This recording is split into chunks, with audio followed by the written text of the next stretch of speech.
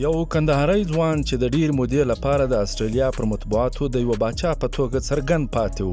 هغه داسې یو شخصیت درلود چې په اړه یې خلکو بیلابیل نظرونه درلود.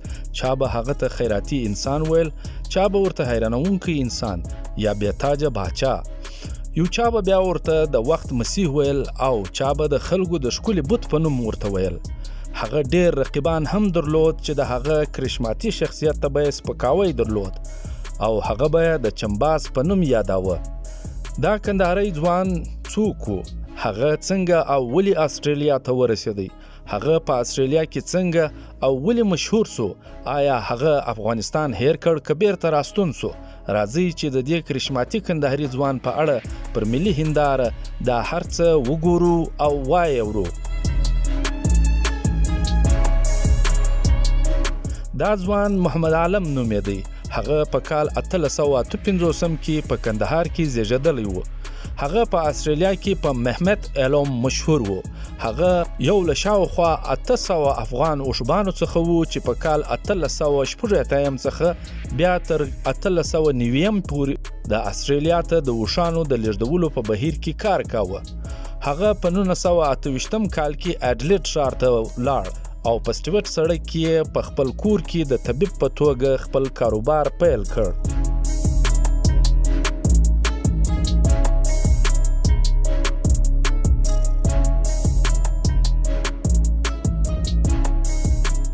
محمد عالم د 1880 لسیزې په وروستیو کې د یو ځوان په توګه لویدیځ استرالیا ته ورسېد. په افغانستان کې محمد عالم د اسونو سوداګري کوله او برتانوي پوځ ته یې پلورل. د اسونو په دې سوداګري کې هغه ښه پیسې ترلاسه کړې. دغه پیسې هغه استرالیا ته د اوښانو د لیږدولو په کاروبار کې ولګولې او ځان یې استرالیا د یوه اوښبه په توګه ورساوی. راپورونه ورکړل سوي دي چې هغه د کان کیندنې، غالۍ پلورلو او د اوښانو چلولو کار هم کاوه. محمد عالم د افغان اوښبانو له ډلې سره د لویدیځ استرالیا د سرو زرو میدانونو او سویلي استرالیا، نیو ساوث ویلز او کوینزلینډ ته سفرونه کړي وو. هغه په اډلیډ ښار کې میشته کېدو د مخه په بروکن هیل نومي ښار کې هم کار کړی دی.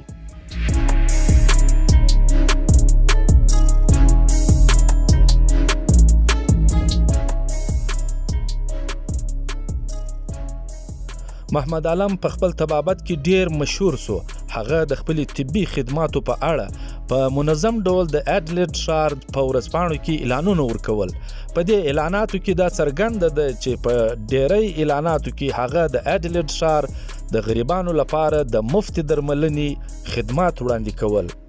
د محمد عالم مشهورتیا او د ناروغانو سره د هغه ښه چلند او وړیا درملنې ته په کتو سره د اډلیډ ښار ډاکټرانو پر محمد عالم باندې په کال 1935 کې د استرالیا د 1919 کال د طبي قانون لاندې دا تور پورې کړ چې هغه یو جعلسازه درمان دی او تش د خلکو د شلولو په خاطر طبي خدمات وړاندې کوي. ډاکټرانو محمد عالم عدالت ته راکش کړ. محمد عالم دا ادعا رد کړه او عدالت ته یې وویل چې د په خلاف دا مقدمه یو ناوړه چلند دی، ولې چې هغه د عصري درملو کارولو پرته طبیعي او غیر نشي درملو سره د ناروغانو درملنه کوي. د محمد عالم په خلاف دغه قضیه د استرالیا د هغه زمان د ټولو ورځپاڼو یوه لویه موضوع وګرځېده.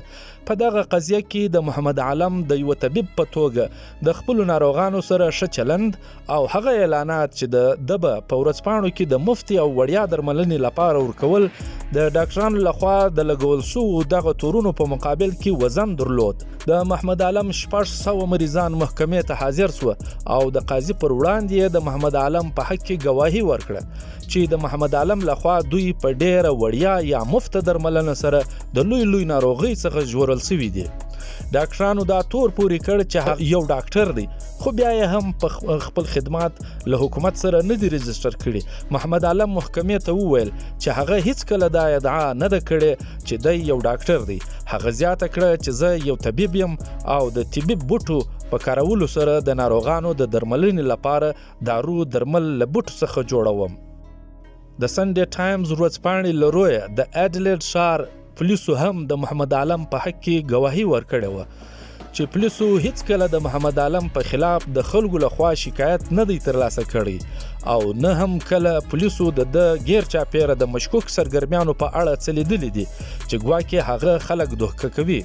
خو د دې هر څه باوجود محکمې هغه 45 پاونډ جرمانه کړ. دغه محکمې وروسته د محمد عالم شهرت لا هم د استرالیا د وګړو په منځ کې زیات سو. خلکو د سره د خواخوږۍ ښودلو په نیت د حیرانونکي سړي د خپل وخت مسیح بې تاجه باچا او د خلکو د ښکلي بت القابات ورکړ.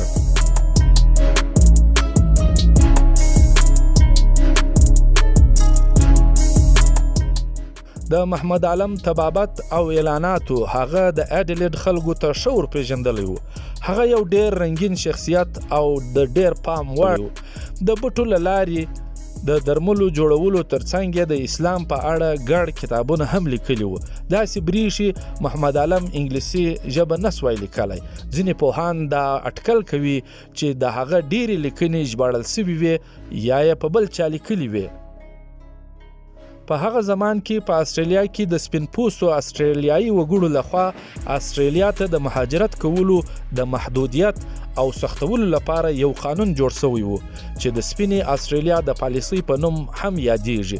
تر دغه قانون لاندې نه یوازې دا چې بې له سپین پوستو خلکو بل هیڅ چا استرالیا ته مهاجرت کولی نسو، بلکې په استرالیا کې میشت د غیر سپین پوستو خلکو ژوند هم خورا زیات ورسره په تکلیف کې شوی وو. محمد عالم هم د یو غیر سپین پوستی په توګه په استرالیا کې د ډیرو ستونزو سره مخامخ شو. هغه دا خبره په سمه توګه ونه منله او مختلفو چارواکو ته د شکایت لیکونه ولیکل او دغه قانون لاندې د غیر سپین پوستو د ستونزو نمایندګي وکړه او د عدالت غوښتنه یې وکړه. کله چې محمد عالم 80 کلن و نو د استرالیا یوې ورځپاڼې د عامه ژوند په اړه څه داسې ولیکل. داسې ښکاري چې محمد د تل پاتې ځواني اسرار کشف کړي دي. د هغه سترګې روښانه دي، ګامونه یې ټینګ دي. هغه که څه هم 80 کلن دی خو د هغه عمومي چلند د 50 کلن سړي څخه زیات پیاوړی دی. هغه په ټولنه کې د هر چا سره سخاوتمندانه مرستې کولې. هغه په استرالیا کې د اسلام د خپرولو او د مسجدونو په جوړولو کې خورا زیاتې پیسې ولګولې.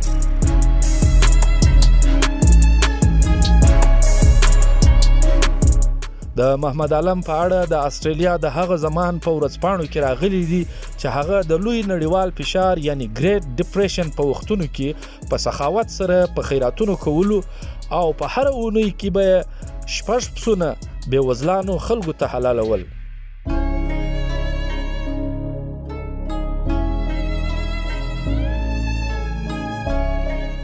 کله چې محمد عالم 90 کلن و نو د هغه د عامه ژوند په اړه یوې بلې ورځپاڼې لیکلي وه.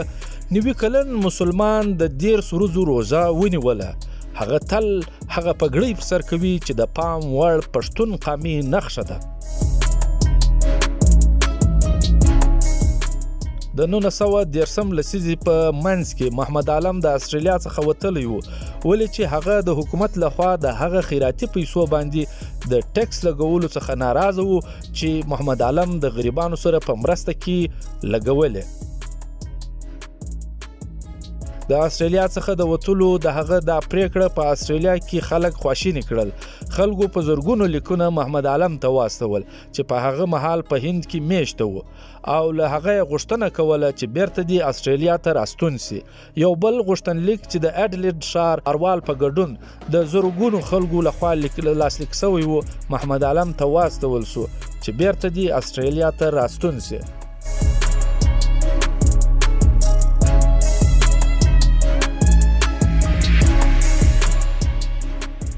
داسې ښکاري چې محمد عالم 3 ودونه کړي وه. د هغه لومړۍ میرمن اني بارکر نومېدله چې ویل کېږي یوه سیمه ییزه فحشه وه، خو تر کال 1965 پورې محمد عالم او اني سره بیل سوي وه.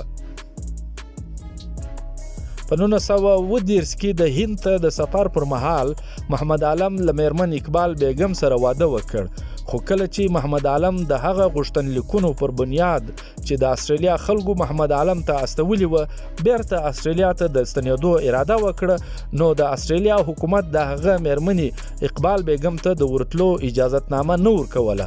حکومتي چارواکو له محمد عالم څخه وغوښتل چې یا دې د خپلې ښځې د مړینې او یا د دوی د طلاق ثبوت وړاندې کړي، ځکه نو محمد عالم یوازې استرالیا ته ستون سو. په 1940 کې محمد عالم د خپلې یوې ناروغي جین ایمسلی سره په اسلامي مراسمو کې واده وکړ. د دغه واده پر وخت محمد عالم 80 کلن و او جین ایمسلی 19 کلنه وه. دې جوړې په 1941 کال کې د بیبي نورا په نوم یوه لور وزېږوله چې له دې وروسته محمد عالم 4 ځله د استرالیا او افغانستان ترمنځ سفر وکړ او بیا په 1953 کال کې له خپلې میرمنې او لور سره د تل لپاره افغانستان ته راغلی. خو ښایي د محمد عالم څخه نور د کندهار خاوره مروره وه، ولې چې پر دا بل کال یعنی په 1954 کې د محمد عالم ټوله کورنۍ د شیرې په ناروغۍ اخته سوې وه چې له امله میرمن جین ژوند د لاسه ورکړ، خو د ده لور بیبي نورا او د خپله له دې ناروغۍ څخه روغ ووتل. تر دې وروسته د ده لور بیبي نورا له ده څخه مروره وه. ویل کېږي چې بیبي نورا د خپلې مور 3 استرالیایي خوندکۍ ته لیکونه استولي وه چې پکې لیکل سوي وه چې د مور اصل قاتل یې پلار یعنی محمد عالم دی، ولې چې محمد عالم د شیرې د واکسین خلاف و او خپلې میرمنې ته اجازه نه وه ورکړې چې هغه دې د شیرې د ناروغۍ ضد واکسین وکاروي. لنډه دا چې بیبي نورا په کندهار کې ډیره په تکلیف سوه او له پلار څخه یې غوښتنې پیل کړې چې بیرته استرالیا ته ستون سي. په همدا کال یعنی په سپتمبر 1954 کې محمد عالم مجبور سو چې د خپلې لور سره بیرته استرالیا ته ستون سي.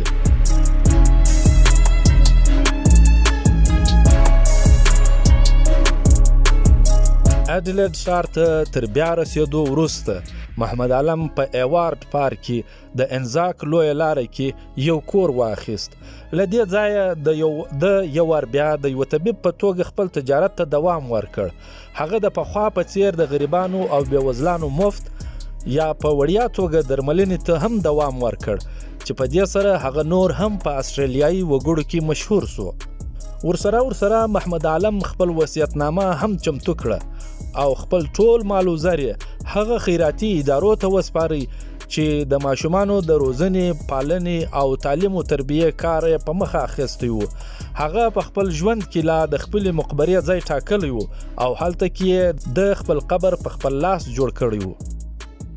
محمد عالم په کال 1944 کې د خپل ژوندانه د 106 پسرلیو لیدلو وروسته له دې نړۍ څخه سترګې پټې کړې او د سینټینیل پارک په هدیره کې په خپل لاس جوړ سوي قبر کې خاورو ته وسپارل سو. ویل کېږي چې د هغه د جنازې په مراسمو کې ګڼ شمېر خلکو ګډون درلود. کله چې د محمد عالم جنازه له ماجد څخه پورته کړل سوه نو تر هدیرې پورې د 1 میل تر اوږدوالي پورې خلک په پښو ورسره روان وه.